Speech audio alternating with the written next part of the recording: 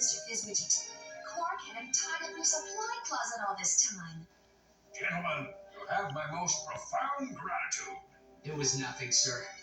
I'm just sorry we couldn't get the new Exomorph back.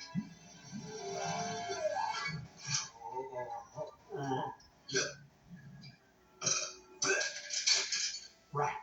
What do you suppose is wrong with it? I don't know. It could take months of research and... The battery isn't backwards. Oops.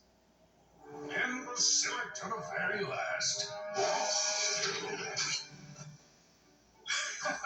Down, boy. Just have to amplify the device with Megacorp's TV transponders, and that should cure the other protopets. Clank? Uh-oh. It's okay. I can fix her. I promise.